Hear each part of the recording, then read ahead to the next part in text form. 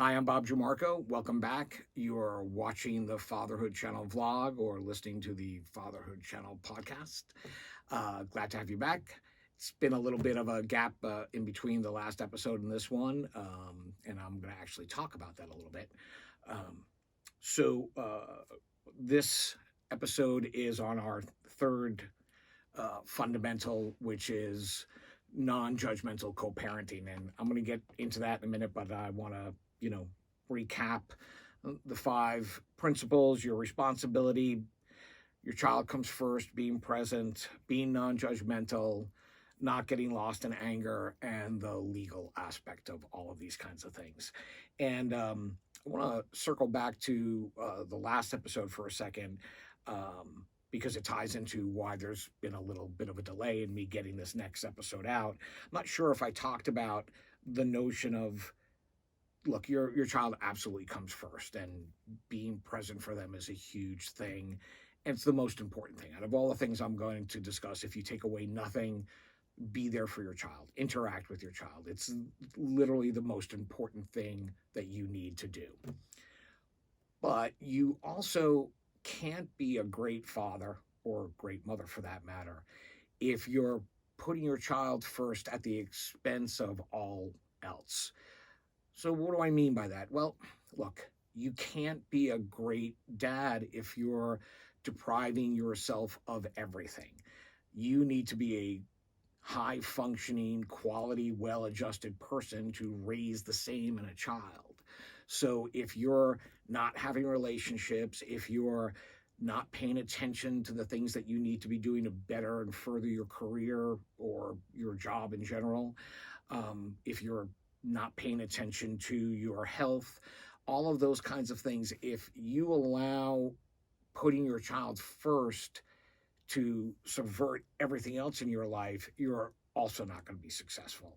So, as I mentioned in the second episode, putting your child first is huge and it's very, very important, and being there for them is very important. But use putting your child first as a lens to look at everything you do. So, one of the reasons why it's been a longer gap than I wanted to get through this to this third episode is simple. Super busy here at AE Media. Thank you. Awesome. Super busy with my responsibilities as a dad. So where does that leave me? That leaves me something has to take the back seat. And in that case, it was this show, which I love doing and is a personal passion thing, but definitely needed to be put aside so that I could deal with work and deal with him. So those are the things that I mean when I say put your child first. Um, Look at everything you need to do through the eyes of how it affects them. If you're not taking care of yourself, you can't take care of your child. It's really that simple. So make sure you're developing a good balance between what's important for your kid and what's important for you. And you can do those things, as I've talked about in the past, the scheduling is your friend. So if you have not been able to find a good way to schedule, I continue to urge you to try and figure out whatever method works for you: calendar, writing stuff down, electronic calendars, shared calendars, whatever it is. You need to sort of get your schedule in order so that you can balance all these things. So I want to talk about one of the most important things for co-parenting, and that is going to be being non-judgmental. Let me tell you, this is going to be one of the hardest things you have to do. It's that simple, but you have to do it. I'm going to elaborate on this in greater detail, but if you want to go for, the first couple of minutes of this and tune away, the bottom line, stay in your lane. This is, quite frankly, great life advice for any relationship you have: your family, your parents, your siblings. Stay in your lane. But it's hugely important when you talk about your co-parent. In order to keep things civil, you are going to have a very frank discussion with yourself about what it is that pertains directly to your child's upbringing, education, health, all of those things, and all of the other things that happen in your life and your co-parent's life that has nothing to do with that. And you've got to actually really take the time to analyze that pretty well. Because if if you are a little bit more of a controlling type of person or OCD type of person, you're going to, look at that list and go, well, yeah, all of that stuff matters to me. Yeah, but the truth of the matter is it doesn't. You really need to figure out and segregate the things that are important to your child and keep everything else out of it. Um, as I mentioned before, my son's mom and I co parent really well, and that's one of the ways we do it. I talked about in the first episode, I made the joke about, the Gucci bag and all of that stuff. But even though I was, being humorous, it's true. None of those things matter as long as your child is being taken care of properly. At that point in time, you really have nothing to say about what's going on in your co-parent's life, where they choose to vacation, where they choose to live, how they choose to furnish their house, and what kind of cars they drive. None of that matters. It's not your business.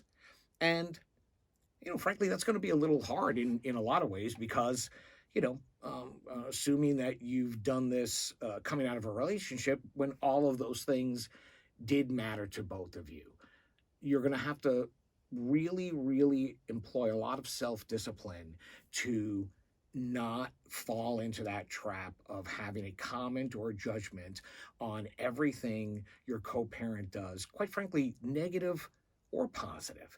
The bottom line is just the facts. Let's do a Joe Friday on this. It's about your kid. So even though I'm very, very friendly with my son's mother and there's no issues between us, and we could certainly talk about more things on a social level, we make a pretty concerted effort not to.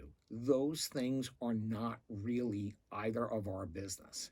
And, I want to make that point very well, and I want to see what I wrote about it. Yeah, the notion of being non-judgmental is not only on you as a father, or if you're a mother listening to this by some chance, a mother, but it's a two-way street. So you need to keep out of your co-parent's business. And if you feel like they're crossing a line into yours, you need to know how to express yourself about that. Now, it's easy to say, that's none of your business. I suggest you use different language. Telling somebody that's none of your business is condescending and sounds rude. And look, that's never a great way to be. In co-parenting, it's going to be very, very important to choose your words carefully all the time.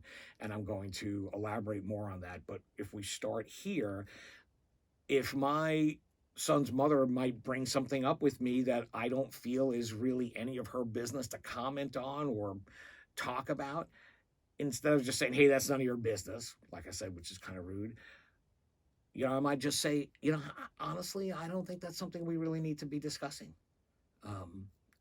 It may sound like that's splitting hairs, and with some people, it might not make any difference. The inference might be the same either way. But the bottom line is you need to do it and you need to receive it as well. It's absolutely a two-way street.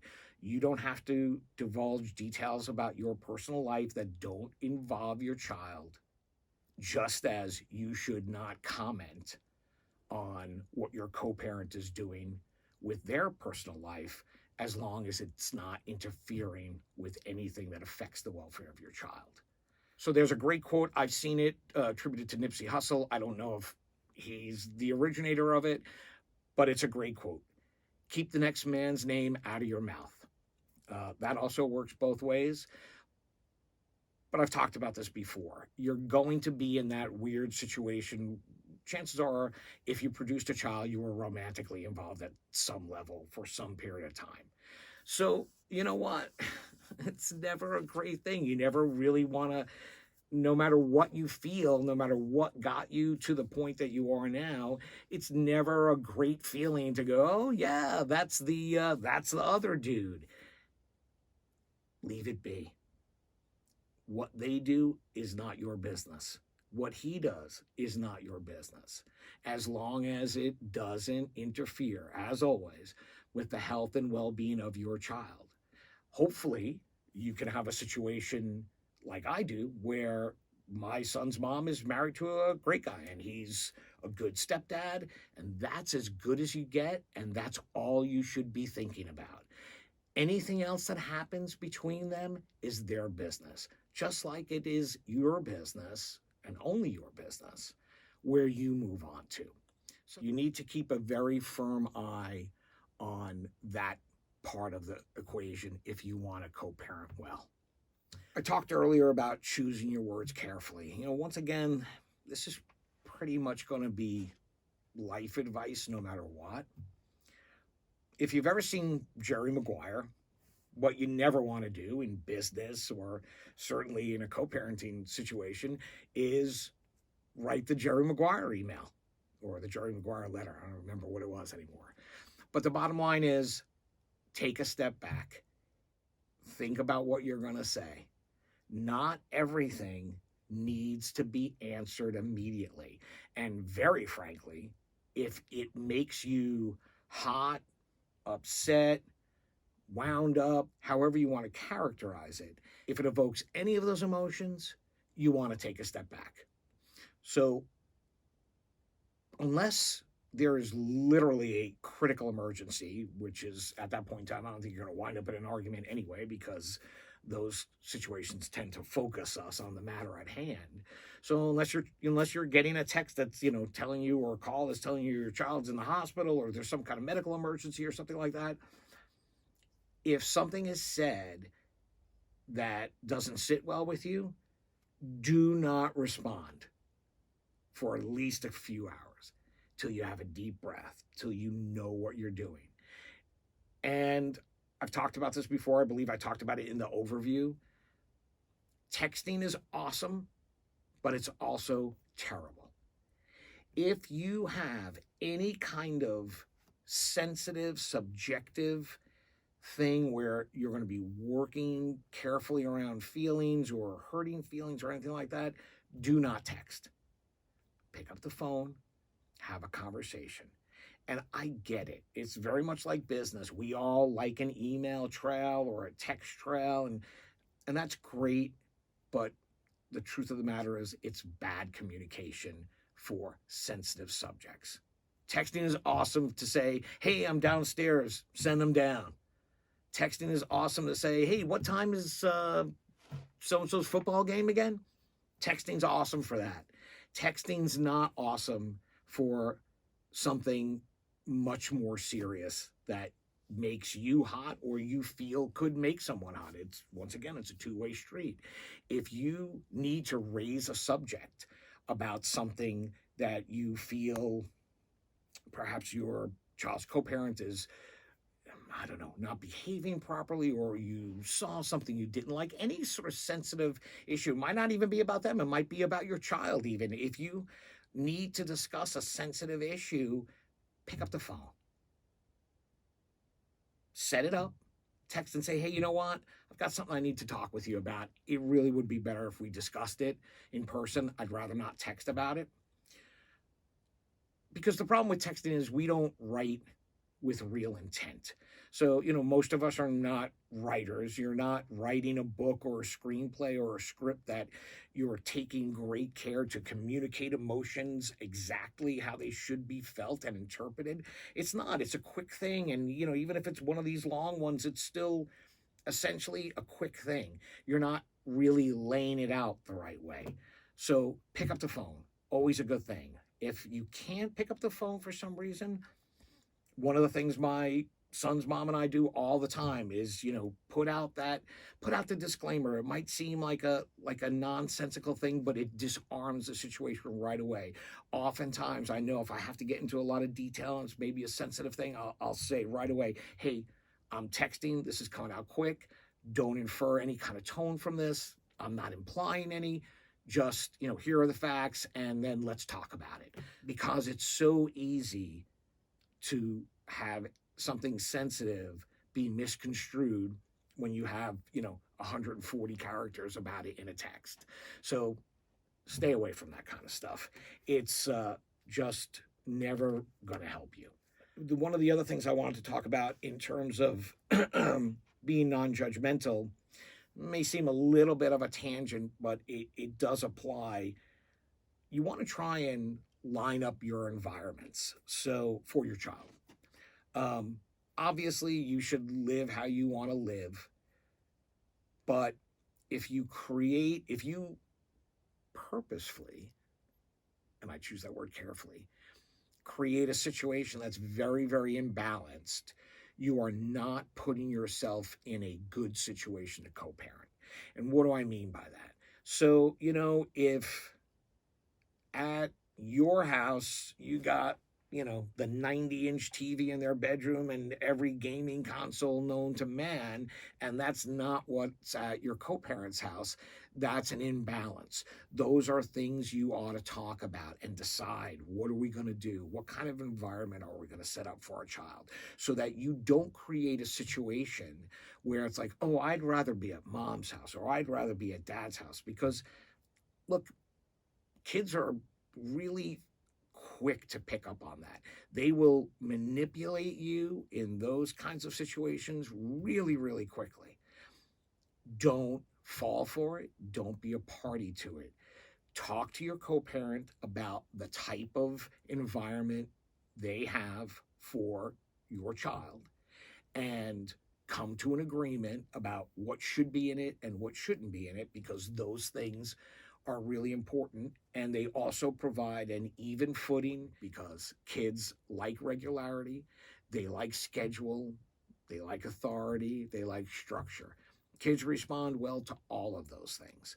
And I've talked about this before, of course, there can always be an outlier, but I can tell you very, very clearly with my son and many, many friends and people I know around me, friends, close friends, acquaintances, people who raised their children in an environment where there is structure, authority, wind up with much, much more well-behaved kids and more, frankly, well-adjusted kids than those that are just free to run their own course, or there's some disparity in environment, and in the whole environment aspect, includes discipline, which is a big part of the environment as well. So, for argument's sake, if bedtime is 8:30, but at co-parents' house, they're up to whatever time they want, there's a discipline issue that needs to be leveled up and equated between the two of you,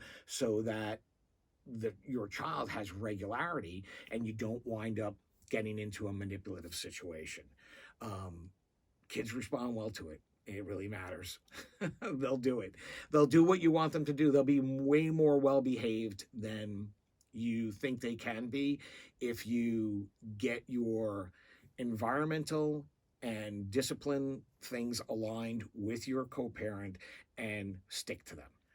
Kids respond well to discipline, so assuring that you and your co-parent are on the same page in terms of environment and how you discipline is a very, very big deal. And will, quite frankly, if you can adopt the non-judgmental aspect of dealing with them, then getting aligned on discipline will be a lot easier.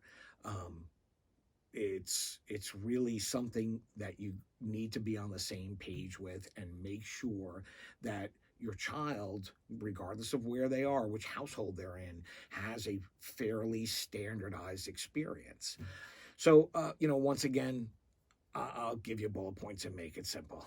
Stay in your lane. Keep the next man or woman's name out of your mouth. Make sure your child is getting the same experience in both households. If you do those things, you will be able to co-parent in a way that you really never thought you could. Nothing has to be adversarial. We make those things adversarial. There's no reason for them to be that way. And I would implore you not to weaponize your children. And if you do, you need to take a good hard look at yourself in the mirror about that kind of stuff and say, hey, what's really happening here? Am I behaving in a way that's truly best for my child? Or am I doing something to get back at or hurt or whatever my former partner with?